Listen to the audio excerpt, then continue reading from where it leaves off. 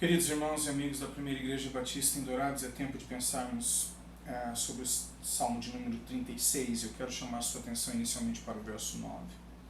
Pois em ti está o manancial da vida, na tua luz vemos a luz. Este salmo é descrito por Spurgeon na introdução, no seu comentário, como um salmo, um cântico de serviço cristão feliz. Ele faz referência ao servo do Senhor, na pessoa de Davi, como sendo aquele sobre quem o Senhor colocou o jugo de Cristo, que é leve, suave, e faz com que o salmista então tenha prazer em servir ao Senhor. E é este serviço que nós somos convidados não somente a praticar, mas a cantar também, a celebrar o privilégio de servirmos ao Senhor, e isto com alegria. Então no Salmo 36 você encontra três ênfases. A primeira delas, a ênfase na sedução da impiedade. Quero ler para você os versos 1 a 4.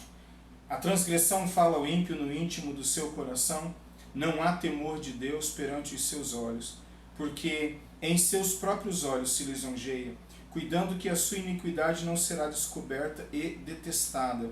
As palavras da sua boca são malícia e engano, deixou de ser prudente e de fazer o bem. Maquina o mal na sua cama, põe-se em caminho que não é bom, não odeia o mal.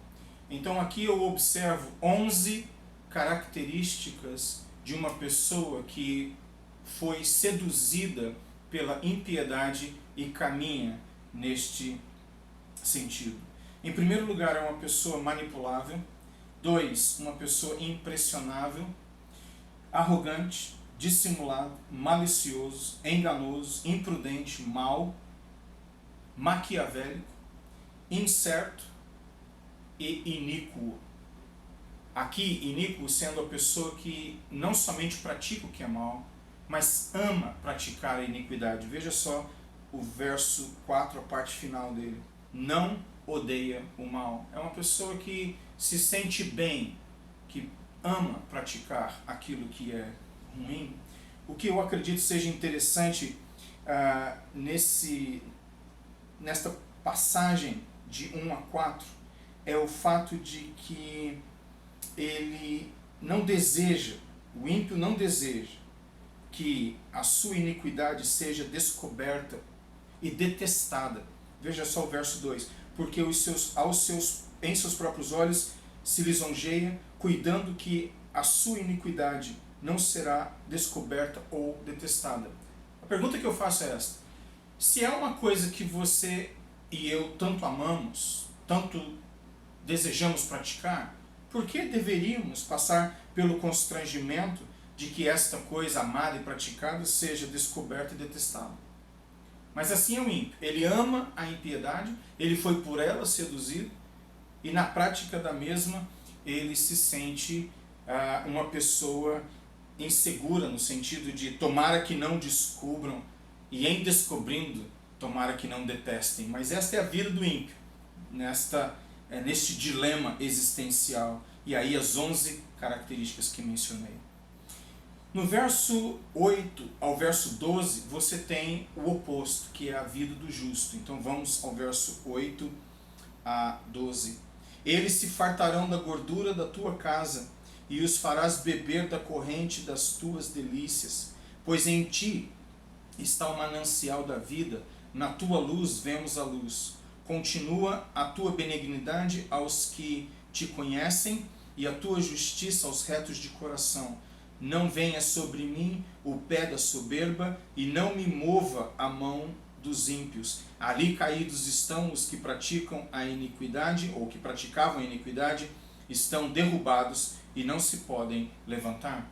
Então você vê dos versos 8 ao verso 12 o contraponto, a comparação, o contraste com aquela que é a vida do ímpio. Agora então de 8 a 12 falando sobre a satisfação da integridade.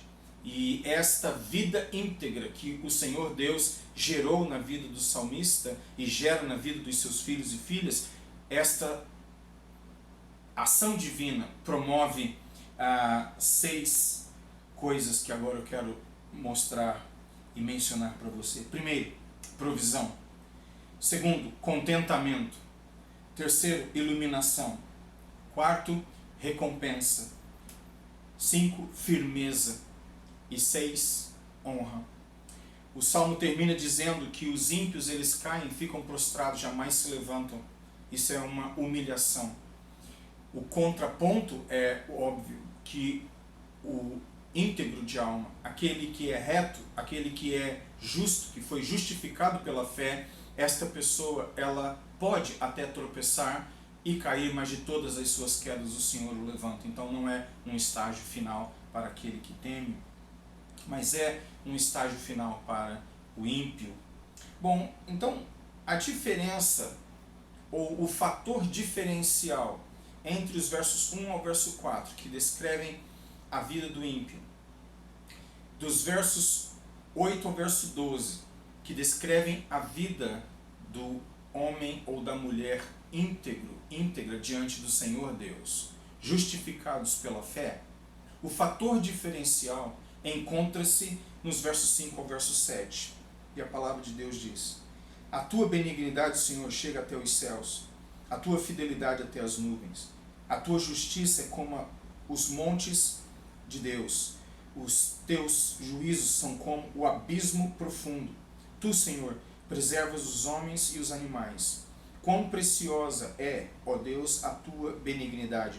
Os filhos dos homens se refugiam à sombra das tuas asas. Então, aqui você vê dos versos 5 a 7 a descrição do que Deus é e daquilo que Ele faz em prol do seu povo. E é este elemento, é esta passagem, é esta descrição que eu disse é o fator diferencial entre a vida do ímpio e a vida daquele que é justo, que foi justificado pela fé. E nesses versos 5 a 7 você encontra então 6 outras características da ação do Senhor: benignidade, fidelidade, justiça, juízos, preservação e refúgio. No verso 7, os filhos dos homens, aqueles que temem, se refugiam à sombra das tuas asas. Então, aqui nós temos a descrição dos versos 5 ao verso 7 daquela que é a segurança da santidade. Então eu quero resumir a coisa toda dizendo o seguinte: dos versos 1 ao verso 4 nós temos a sedução da impiedade. Dos versos 5 ao verso 7 nós temos a segurança da santidade. E dos versos 8 ao verso 12 nós temos a satisfação da integridade. E a pergunta que fica para mim e para você é a seguinte: em qual dos dois extremos nós estaremos? Entre aqueles que são descritos nos versos 1 ao verso 4 como sendo pessoas que foram seduzidas pela impiedade, ou nós estaremos ou seremos encontrados entre aqueles que encontram satisfação na integridade, tudo isto provido pela soberania e benignidade divinas? Então nós voltamos os olhos para os versos 5 e o verso 7, onde encontramos a descrição do Senhor Deus Trino de Israel e as ações dele para com o seu povo, que são ações que expressam benignidade, fidelidade, justiça, juízos, preservação e refúgio. E aqui um detalhe talvez um pouco inocente, mas para mim importante no estudo da palavra. Quando eu olho as características da vida de uma pessoa ímpia, conforme disse anteriormente, eu listei 11 delas. Mas as características de uma pessoa que vive integramente e abençoada de maneira contente na presença do Senhor, ela não soma apenas 6 características, como disse anteriormente também. Na verdade, a matemática é outra. Eu somo as 6 características daquilo que Deus faz e é em minha vida, juntamente com as 6 características descritas dos versos 8 ao verso 12, e quando eu somo essas duas realidades e colocando-as na balança, eu percebo que aquilo que o ímpio é, ele é muito menos relevante, menos importante em termos de peso, do que aquilo que Deus é em minha vida e eu sou com Deus. Em outras palavras, existe um benefício muito maior, uma riqueza incalculável, muito mais significativa para aquele que teme e depende do Senhor Deus do que para aquele que opta por caminhos ímpios e perigosos. E o meu desejo é que nós possamos andar na presença do Senhor de uma maneira íntegra, como Spurgeon diz, com um cântico de servo, não apenas um cântico, mas um cântico de felicidade, de exultação, de júbilo por estarmos no serviço do Senhor. E a palavra do Senhor diz em 1 Timóteo, no capítulo 6, do verso 3 em diante: se alguém ensina alguma doutrina diversa e não se conforma com as sãs palavras do nosso Senhor Jesus Cristo e com a doutrina que é segundo a piedade, é soberbo e nada sabe, mas delira acerca das questões e contendas de palavras, das quais nascem invejas, porfias, injúrias, suspeitas maliciosas, disputas de homens corruptos, de entendimento e privados da verdade, cuidando que a piedade é fonte de lucro.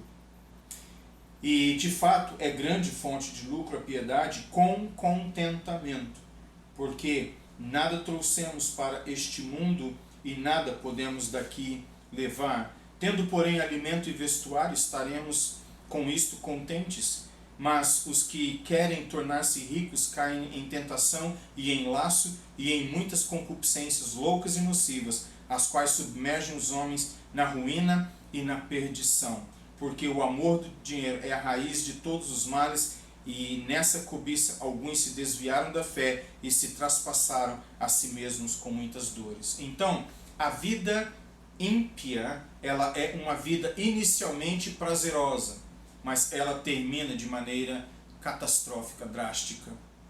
A vida íntegra de uma pessoa que serve ao Senhor Deus pela fé em Cristo, na dependência do Espírito, pode até ser, aos olhos do mundo, uma vida mais difícil, e de fato o Senhor Jesus Cristo diz que seria. O caminho que leva à salvação é um caminho estreito, é um caminho árduo, é um caminho difícil, que poucos optam por ele.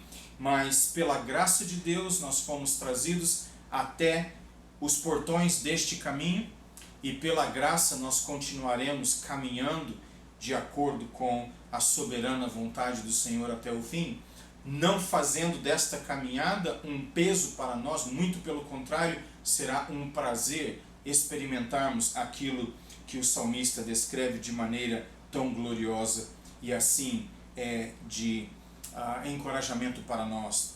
Salmo 36, verso 8: eles se fartarão da gordura da sua casa e os farás beber da corrente das tuas delícias, pois em ti está o manancial da vida, na tua luz vemos a luz. Continua a tua benignidade aos que te conhecem e a tua justiça aos retos de coração.